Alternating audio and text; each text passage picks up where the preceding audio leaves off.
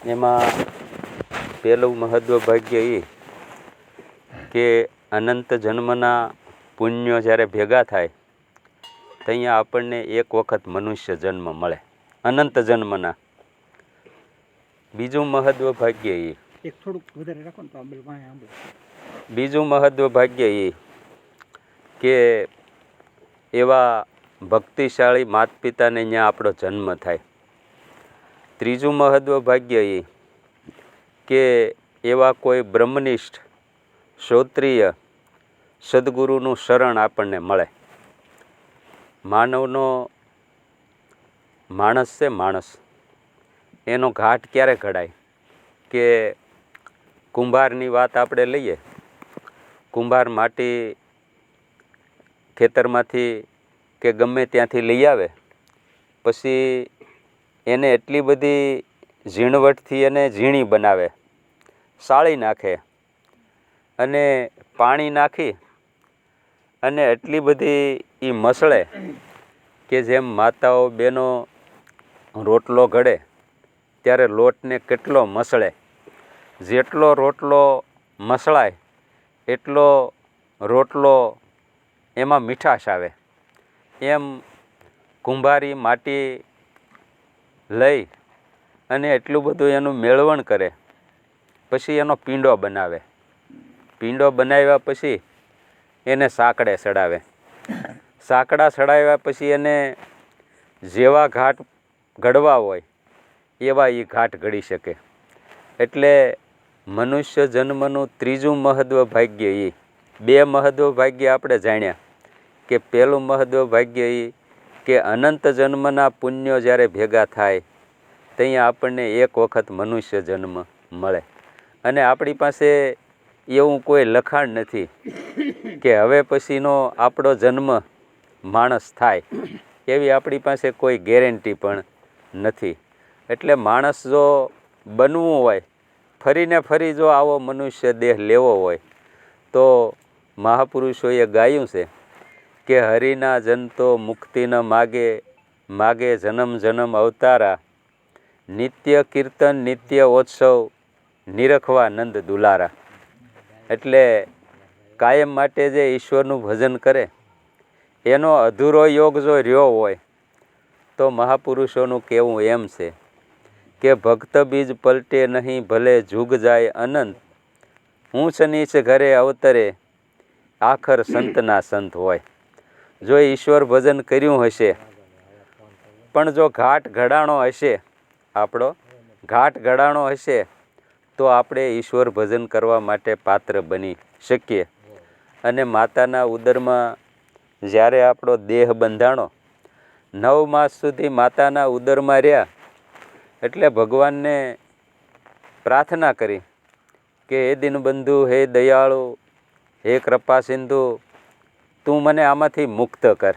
માતાના ઉદરમાં આપણે ઊંધે માથે લટક્યા 9 માસ સુધી. એટલે ભગવાને બંદગી આપણી સાંભળી અને બંદગી સાંભળી અને પૂછ્યું કે તારું અવતરણ તને આમાંથી મુક્ત કરું, પણ તારે મને 2 વસન આપવા પડે. તો વસન તો આપણે ગરજ હોય એટલે ગમે એને આપી દઈએ. આપણે કહીએ ને કે ભાઈ ગરજે અકલ ન હોય. એટલે ભગવાનને વસન આપ્યા. એટલે ભગવાન આપણી પાસે 2 વસન માગ્યા. કે પહેલું વસન એ માગ્યું કે તું જ્યારે આમાંથી માતાના ઉદરમાંથી મુક્ત થા અને આ સંસારિક વ્યવહારમાં તું જગતમાં જ્યારે આવ, ત્યાં તારા ગ્રસ્થાશ્રમના જેટલા કાર્યો છે, ગ્રસ્થાશ્રમના કાર્યો એટલે બાળકોને ભણાવવા, બાળકોને મકાન બનાવી દેવું, જે કાંઈ આવતું હોય એ પ્રસંગોપાત આપણે જેવા પ્રસંગો કરીએ એ બધી જવાબદારી એમાંથી તારે મુક્ત થવાનું, કરવાના બધા કામ. અને બીજું વચન એ માગ્યું કે આ બધા કામ કરતો કરતો તું જ્યારે નવીરો થા ત્યારે મારું ભજન કરવાનું. આપણે કામ બધા આપણા કરીએ પણ ભગવાનનું ભજન આપણે કરતા નથી. અને કરીએ તો ક્યારે કરીએ કે આપણા બધાય ઉપાયોમાં આપણે હારી જઈએ, બધાય ઉપાયોમાં આપણે હારી જઈએ કે હવે આપણી પાસે કોઈ વિકલ્પ નથી, એટલે ભગવાનને યાદ કરી કે હે ભગવાન, હવે તું આ મારા દુઃખમાંથી તને મુક્ત કર. તો એ મુક્ત કરવા માટે આપણે ભગવાનને એમ કહીએ કે ભગવાન, તું જો મને આ મારી માથે દુઃખ આવેલું છે એમાંથી તું મને મુક્ત કર, તો આપણે માનતા માનીએ. અને ભગવાન તો કાયમ માટે તૈયાર જ છે. કેમ તૈયાર છે?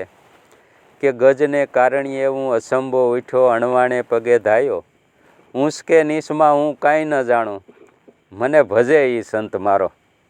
આપણા પુરાણોમાં એવી કથા આવે છે કે હાથી મોટા તળાવમાં નાહવા પડે, પાણી પીવા માટે આખા પરિવાર સાથે પડે. એમાં એક મગર રહે છે અને મગરે હાથીનો પગ પકડ્યો.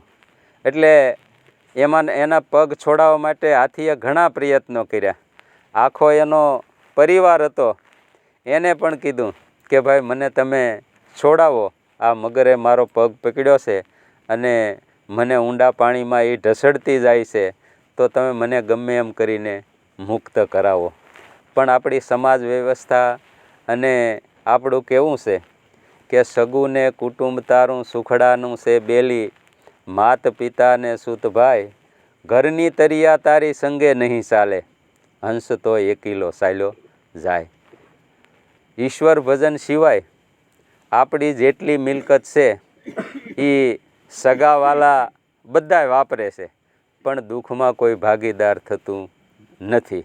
અહીં તો જ્યારે દુઃખ આવે ત્યાં આપણને ખબર પડે. એવો બીજો એક પ્રસંગ આપણે જોઈ, જેને હમણાં ઉકાભાઈ જે આ આપણું પુસ્તક જે વાંચતા હતા, વાલ્મીકી રામાયણ, તો વાલ્મીકીનો આપણે એનો ઇતિહાસ જોઈ કે વાલીઓ લૂંટારો જંગલમાં લૂંટફાટનો ધંધો કરે અને જે કોઈ વટે માર્ગું નીકળે એની પાસેથી જે કાંઈ હોય એ લૂંટી લે. આ એનો વ્યવસાય. અને ધમકી આપી અને લૂંટી લે, ધમકી આપતાય ન આપે તો મારીને લૂંટી લે, અને મારીને ન આપે તો મારી નાખી નહીં પણ લઈ લેવું એ પાકું. આવો ધંધો વાલિયા લૂંટારાનો. પણ પ્રારબ્ધનો જ્યારે ઉદય થવાનો હોય ને, માણસનું જ્યારે જીવન પલટાવવાનું હોય ને, ત્યાં કોઈ એવા સંતનું મળવું થાય. આપણે દરેકને ખબર છે કે આપણો ઉદય ક્યારે કેમ થયો, એ દરેક પોતપોતાના જીવનમાં મનુષ્યને સુધરવાની એક તક મળતી જ હોય છે. પણ એ તક જે ઝડપી લે એ હોશિયાર. એટલે ફરતા ફરતા નારદ ઋષિ નીકળ્યા. હવે એની પાસે તો શું હતું? કાંઈ હતું નહીં. એક વીણા જે રામસાગર, એ વગાડતા વગાડતા એ જંગલના રસ્તેથી નીકળ્યા. એટલે વાલિયા લૂંટારાએ બૂમ પાડી કે ભાઈ ઊભો રહે. એટલે નારદજી ઊભા રહ્યા કે બોલો, કે તારી પાસે જે કાંઈ હોય એ મને આપી દે. કે પણ મારી પાસે તો આ એક રામસાગર છે, ઈશ્વરનું ભજન કરવા માટેનું આ એક સાધન છે, કે એ પણ મને આપી દે. કે પણ તું એને શું કરી?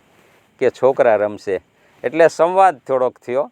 નહીતર જેને લૂંટફાટનો ધંધો કરતા હોય એ કાંઈ કોઈ વાત સાંભળે નહીં. એને તો મારી નહીં પણ લઈ લેવું અને કાઢી મૂકે. એટલે નારદજી સાથે સંવાદ થયો, કારણ કે એના ભાગ્યનો ઉદય થવાનો હતો. એટલે નારદજીએ પૂછ્યું કે ભાઈ તું આ બધા પાસેથી લૂંટી લે, મારીને લૂંટી લે, મારીને લૂંટી લે, મારી નાખીને લૂંટી લે, આ બધું તને પાપ કર્મ લાગે? કે હા, એ બરાબર છે, પાપ લાગે. કે તું એકલો ભોગવ કે તારા માત પિતા, તારા પત્ની, તારા બાળકો, એ બધાયનું તું ભરણ પોષણ કરાશો, એટલે એ બધાય ભોગવે કે તું એકલો ભોગવા? તો કે પણ હું લૂંટીને જે લઈ જાઉં છું, જે બધા ભેગા મળીને ખાઈએ છીએ, એટલે ખાવામાં ભાગીદાર હોય તો પાપમાં પણ ભાગીદાર હોય ને? કે ના ના, એમ ન હોય. કે તો તું પૂછી આવી જા. કે પણ એમાં પૂછવાનું હોય નહીં, ખાવામાં ભાગીદાર હોય એ પાપમાં ભાગીદાર હોય. કે નહીં નહીં, એમ ન હોય.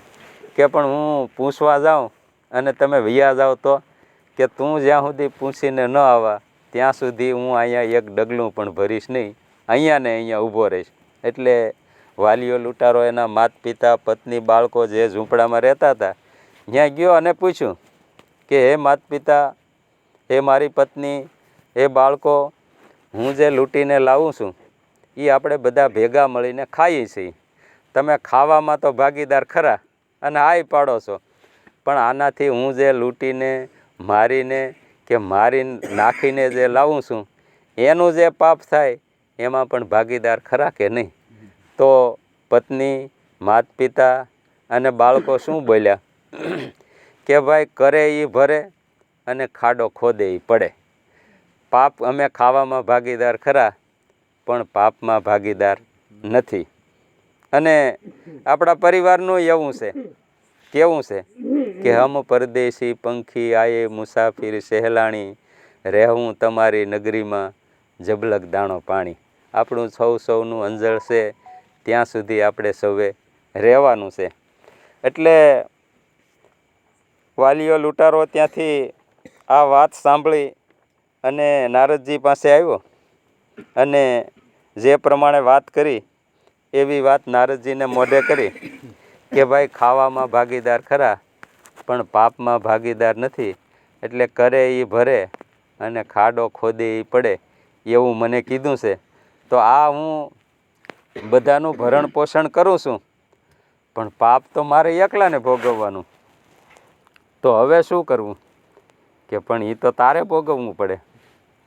પણ ભાગ્યનો ઉદય થવાનો હતો એટલે નારદજીની વાતો સાંભળી અને સાંભળીને એને શરણાગતિ સ્વીકારી કે હવે મારે આ પાપમાંથી મુક્ત થવું છે.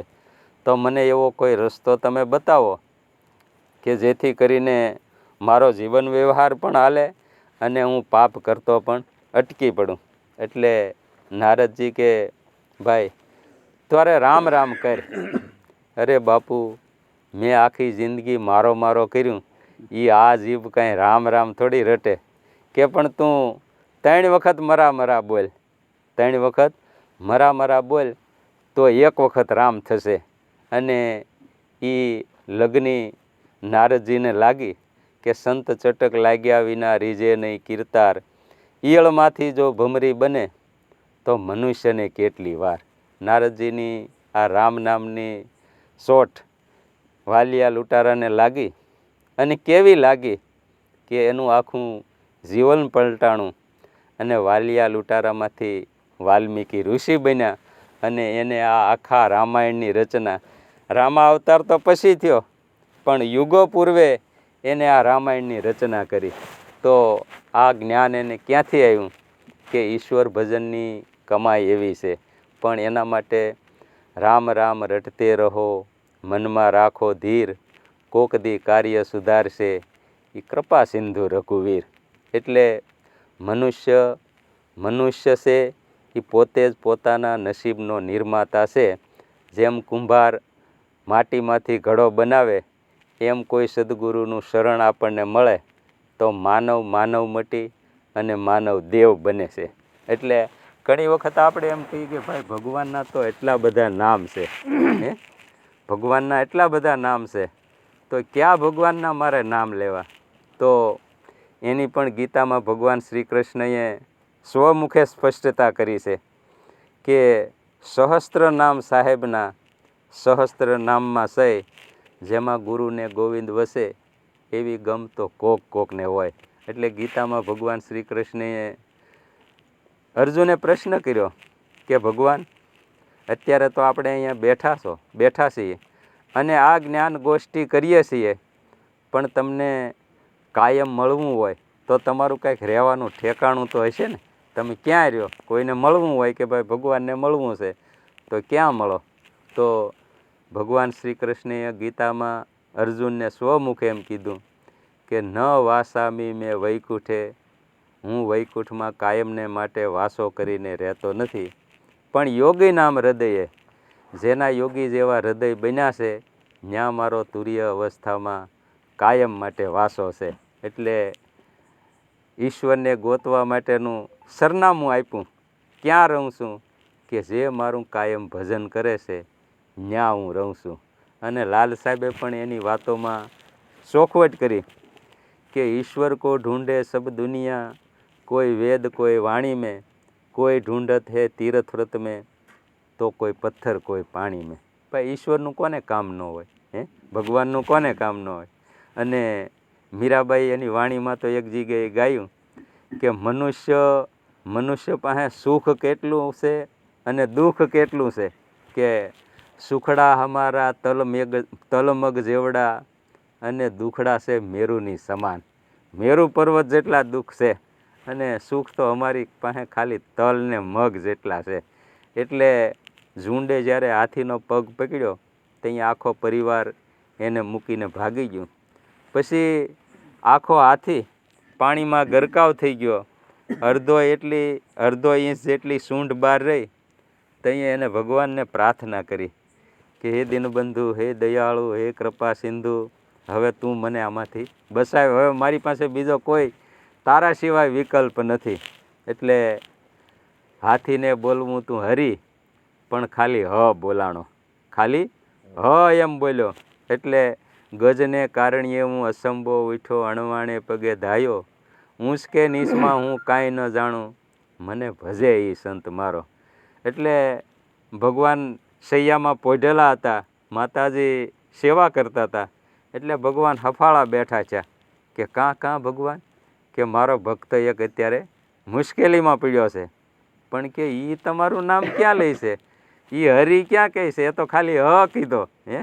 કે પણ અડધા નામે હું મારો ભક્તને બસાવું એમ છું. એટલે મોજડિયું પહેરવાનો વખત ન લીધો અને ઝૂંડને મગરને મારી. અને હાથી જેવા અધમ પ્રાણી કહેવાય ને, મનુષ્ય તો ઈશ્વરનું સ્વરૂપ છે. મનુષ્ય ઈશ્વરનું સ્વરૂપ છે. કેમ કીધું? કે બોલે એ બીજો નથી, છે પરમાત્મા પોતે. આ જે બોલે છે એ ઈશ્વર પોતે છે. બોલે એ બીજો નથી, છે પરમાત્મા પોતે. પણ અજ્ઞાની એ જ આંધળો જે અળગો રહીને ગોતે. અને વેદોએ, આપણા પુરાણોએ, આપણા શાસ્ત્રોએ, આપણા ધર્મગ્રંથોએ સાક્ષી પૂરી છે. અને તત્વમસી પદ કીધું છે. કે તત્વમસી પદ શું કહે છે? કે જેને તું ગોતે છે તે તું પોતે છો. પણ આપણે માનવને ઈશ્વર માનતા નથી. એનું કારણ છે, નહીંતર આપણા શાસ્ત્રો શું કહે? કે દેહો દેવાલય પ્રોક્ત સહજીવન કેવલ શિવ. દેહ એ દેવાલય છે, જીવ પોતે શિવ સ્વરૂપ છે. પણ આપણે એને માનતા કેમ નથી? કે તજેદ અજ્ઞાન નિર્માલ્યમ સોહમ ભાવે પૂજ્યતે. અજ્ઞાન રૂપ અંધકારને દૂર કરી સોહમ ભાવથી એની પૂજા કરો તો થાય. પણ એ પૂજા ક્યારે થઈ શકે? કે આપણને સમર્થ સંત સદગુરુનું, જાગૃત પુરુષોનું જો શરણ મળે તો. કે ભાઈ શરણ કેમ ગોતવું? આપણે કોને ગોતવા, કોને ગુરુ બનાવવા? આ દુનિયામાં તો આપણે દાખલા તરીકે આખા વિશ્વમાં 80,000 ધર્મ છે. 80,000 ધર્મ છે, તો કોને ગુરુ બનાવવા? તો એક નાનું એવું દ્રષ્ટાંત જોઈએ કે એમાંથી આપણે આપણી રીતે કેમ નક્કી કરી શકીએ. એક સાધુ ઘરે ઘરે જઈ અને તેલ નાખે, ભિક્ષા માંગે કે ભાઈ રામ નામ લો, રામ નામ લો, રામ નામ પઢો, રામ નામથી ભવબંધન તૂટે. એક ઘરે ગયા અને આ શબ્દ બોલ્યા કે ભાઈ રામ નામ લ્યો, રામ નામ લ્યો, રામ નામથી ભવબંધન તૂટે. હવે એ મોટો વેપારી, એને ઘરે એટલી બધી જાહો જલાલી. એટલે એક પોપટનું બચ્ચું નાનેથી પાળેલું અને પિંજરામાં પૂરેલું. એટલે પોપટે આ સાંભળ્યું અને એ શેઠનો પરિવાર 5-7 જણનું કુટુંબ. એટલે જે દરવાજા પાસે એ પિંજરું ટીંગાડેલું, જેટલા સભ્યો ઘરમાં જાય કે બહાર આવે, એ પોપટને રામ નામ પઢાવતા જાય અને પોપટ બોલે. એટલે સાધુએ આ ભિક્ષાની તેલ નાખી કે ભાઈ રામ નામ લ્યો, રામ નામ લ્યો, રામ નામથી ભવબંધન તૂટે. એટલે પોપટ પિંજરામાંથી બોલ્યો કે બાપુ ગપ્પા મારો માં. એ કે કેમ ગપ્પા મારો માં? કે કેમ? કે હું જન્મો તે દીથી રામ નામ બોલું છું અને આ પિંજરામાં મને મારા શેઠે પૂર્યો છે, પણ મારું તો પાંજરાનું બંધન નથી તૂટતું ને તમે તો ભવબંધન તૂટવાની વાત કરો. કે પણ તે ગુરુ કર્યા છે? કે પણ એમાં ગુરુ શું કરવા? કે જો ગુરુ કરે એ મરતા શીખવાડે તો તરે. કે પણ હું તો કોને ગુરુ કરવા જાઉં? કે તારે જો છૂટવું હોય તો ગુરુ કરવા પડે. કે તો તમે મારા ગુરુ થાવ નહીં. કે હું કહું એમ તારે કરવું પડે, હું કહું એમ તારે કરવું પડે. જૈસી પ્રીતિ હરામ છે વૈસી પ્રીતિ હરી છે હોય, ચાલ્યો જાય વૈકુંઠમાં તો એનો પલ્લો ન પકડે કોઈ. એટલે જો તારે બંધનમાંથી છૂટવું હોય તો હું તને મંત્ર આપું, એનું તારે પાલન કરવાનું. અને જો એ પ્રમાણે પાલન કરે તો તારું પાંજરામાંથી પણ બંધન છૂટી જશે, તું ગગન વિહારી બની જાશ અને તારું ભવનું બંધન પણ તૂટી જશે. કે બોલો કે જો તારા શેઠિયાઓ સવારમાં 5 વાગે ઉઠે એટલે ત્યારે 4:30 ઉઠી જવાનું. ઉઠી જે કાંઈ ખાવું પીવું હોય એ ખાઈ લેવાનું. પછી જો સાંભળ, તારી ડોકને ઢાળી દેવાની, પાંખોને પોળી કરી દેવાની અને પગ લબડાવી દેવાના. જેમ મર્યો ઠર્યો હોય એમ તારે થઈ જવાનું. એટલે કાંઈ વાંધો નહીં. બાપુ તો ભિક્ષા લઈ અને વૈયા ગયા. અને બરાબર યાદ રાખ્યું. શેઠિયાઓ બધાએ મોડે સુધી ધંધેથી આવતા હોય એટલે વારાફરતી આવે. એમાં શેઠ છેલ્લે 11 વાગે આવ્યા અને પોપટને રામ નામ બોલાવી અને બધા સૂઈ ગયા. સવારમાં વહેલા શેઠ 5 વાગ્યા જાગ્યા તો આ તો 4:30 જાગી ગયો તો. ખાધું પીધું બધું કરી લીધું, પાંખો પોળી કરી નાખી, ડોક ઢાળી દીધી અને પગ લબડાવી દીધા. શેઠ ઉઠ્યા એટલે સીધા બધાનો નિયમ એવો કે જે જાગતા જાય એ સીધા પિંજરા પાસે જાય અને રામ નામની મોપાટ લેવડાવે. એટલે શેઠ આવ્યા પિંજરા પાસે, જોયું કે લા કેમ આમ થયું. પાંજરું આમ ચારે બાજુ હલાવીને જોયું કે કદાચ બિલાડીએ કાંઈ તોડી નાખ્યું હોય અને પોપટને ઈજા કરી હોય. એ કે હું જ્યારે 11 વાગે સૂતો ત્યાં તો હું રામ નામ પઢાવીને ગયો તો, આ રાતનું આને શું થયું? એટલે તરત એના છોકરાને બૂમ પાડી, પેલા છોરા અહીંયા આવી તો જોતો આ પોપટ બોલતો કેમ નથી. છોકરાએ આવીને જોયું કે પપ્પા આ પોપટ તો હાવ મરી ગયો એવો લાગે, કાંઈ બોલતો નથી. એટલે શેઠ કે જો એવું થઈ ગયું હોય તો હવે શું કરાય? કે જેનામાંથી પ્રાણ વયા જાય પછી આપણી કદાચ ગમે એવી વાલપ હોય તોય આપણે એના માટે રાખવા માટે સમર્થ નથી, કારણ કે આ કુદરતનો નિયમ છે. કુદરતનો નિયમ છે. શેઠ કે હવે શું કરાય? કે હવે આને કાંઈ કરાય નહીં, તું પાંજરું લઈને જા અને ફળિયામાં આને ઠલવી નાખ. એટલે છોકરો પાંજરું લઈને ગયો. પાંજરું લઈને ગયો અને પાંજરાનું ઢાંકણું ખોલી અને પોપટને નાખ્યો હેઠો. આને તો ખાલી મરી જવાનો ઢોંગ જ કરેલો હતો. જેવો હેઠો પીડ્યો એવો તરત ફર કરીને ઉડી ગયો. એટલે ગુરુ કરે મરતા શીખવાડ્યું તો તરી શીખ્યો ને. એટલે આ જગતમાં જો રામકૃષ્ણે પણ ગુરુ સેવ્યા, દરેક ભગવાનના જેટલા અવતારો થયા એને પણ ગુરુને સેવીને થયા.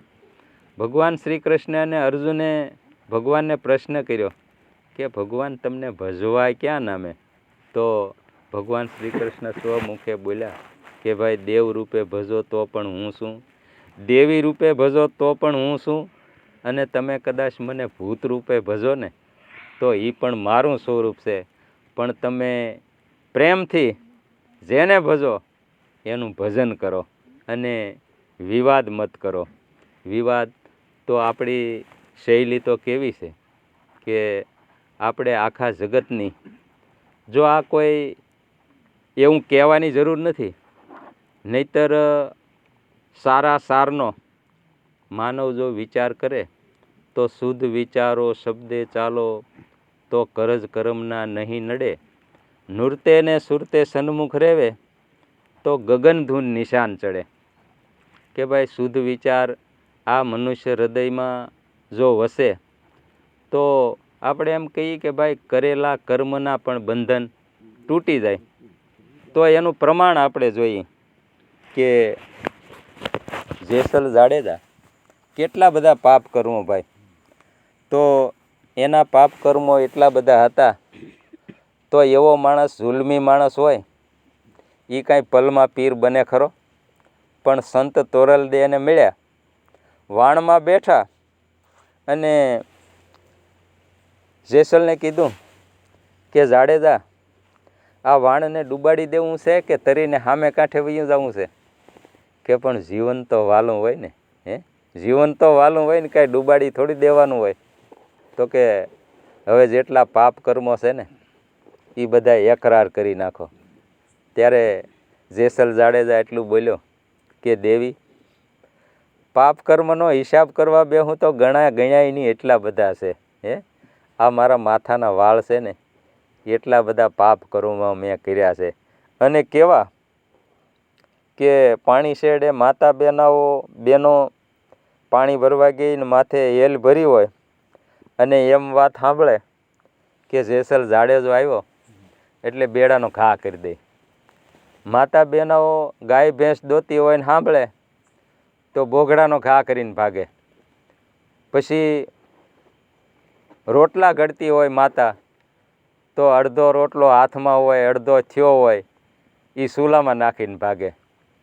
આવી જેની બીક એવો જુલ્મી કે જેને મનુષ્ય વધ કરવો હોય તો જેને વાર ન લાગે.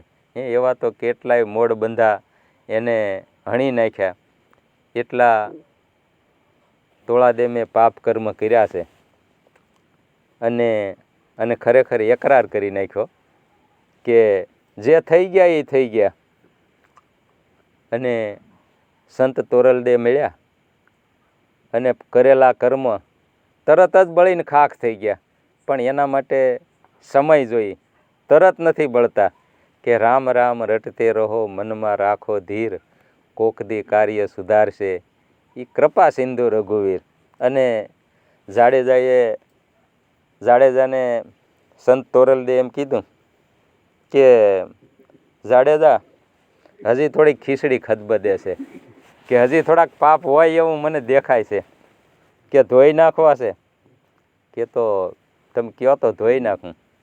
કે તો આલ્યો મારો આ ઘાઘરો, આ ડાયરો જે બેઠો છે સોરે, એની હોહરવા તમે નીકળી અને પાણી શેરડે ધોઈ આવો તો તમારા પાપ બધાય ધોવાઈ જાય. અને જાડેજો ભાઈ નીકળ્યા, પણ ભક્તિ એવી છે.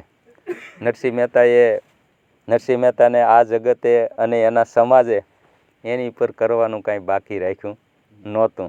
અને છેલ્લે મહેતાજી એવું બોલ્યા કે એવા રે અમે એવા, તમે કહો છો વળી તેવા, ભક્તિ કરતા ભ્રષ્ટ કહેશો તો કરશું દામોદરની સેવા. અને છેલ્લે તો એટલા બધા અકળાઈ ગયા કે સગળા સાથમાં હું એક ભૂંડો, ભૂંડાથી વળી ભૂંડો, તમારે મન માને તે કહેશો, મને હરિરસ લાગ્યો છે ઊંડો. જગતને એમ કહી દીધું. અને છેલ્લે તો ત્યાં સુધી કીધું કે હળવા કર્મનો હું નરસૈયો, મને નિત્ય વૈષ્ણવ વાલા, મારા હરિજનથી જે અંતર રાખે એના ફોગટ ફેરા ઠાલા. અને એમ કહી દીધું કે હવે તમારે થાય એ કરી લેજો. એટલે ભક્તિ છે આવી સિંહ સ્વરૂપી છે. પણ એ કોના માટે છે? કે ભક્તિ કરો તો એવી રીતે કરજો કે વચનમાં રાખજો વિશ્વાસ. ગંગા સતી એમ બોલ્યા કે એને કહીએ હરિનો દાસ. મેરુ રે ડગે પણ જેના મનડા ન ડગે, ભલે ભાંગી પડે બ્રહ્માંડ, વિપત પડે તોય વણશે નહીં, એ સોય મારા હરિજનના પ્રમાણ. એટલે એવી શ્રદ્ધા અને અડગ વિશ્વાસથી અત્યારે પણ જો કોઈ આમાં પગલું ભરે તો એના માટે ઈશ્વરનું ઘર જરાય દૂર નથી. અને દૂર નથી એટલે વેદોનું જે તત્વમસી પદ કીધું કે જેને તું ગોતે છે તે તું પોતે છો. અને આપણે ભજન પાણી પણ ગાઈએ છીએ કે તારા ઘટમાં પીવું બિરાજે, જો અંતરપટ ખોલી હૃદયમાં, આ વસ્તુ છે અણમોલી. આ અમર કોણ છે? કે આત્મા અમર છે, એ કદી મરતો નથી. આ પાંચ તત્વનો ખલકો છે એ ખાલી બદલાવે છે. આત્મા તો જ્યાં જાય ત્યાં એવો ને એવો છે, એને ઘટપણ નથી, જુવાની નથી અને એવો ને એવો અખંડ અને અવિચળ છે. પણ એના માટે આવો ને આવો મનુષ્ય દેહ જો આપણે ફરી વખત જોતો હોય તો દુર્લભા મનુષ્ય દેહો દુર્લભા તત્વદર્શનમ દુર્લભા સહજા અવસ્થા સદગુરુ હિ કૃપા વિના. સદગુરુની કૃપા વિના આ લાભ આપણને મળતો નથી. અને મેળવવા માટે દરેકે જેટલા થાય એટલા પ્રયાસો કરીને એટલે એક ઘડી આધી મેં પુનિયાદ તુલસી સંગત સંત કી તો કટે કોટી અપરાધ. અને એ પણ એવા ભાવથી કે આના માટે કોઈ સોગડિયું નહીં, કાલ કરતાં આજ કરી લે, આજ કરતાંય અબ, શ્વાસ સે વાટના વટાવડા તો નીકળી જાયેગા તો કરેગા કબ. એટલે કાયા છે ત્યાં સુધી કરી લે સમરણ કીર્તારનું. બોલો સદગુરુદેવની.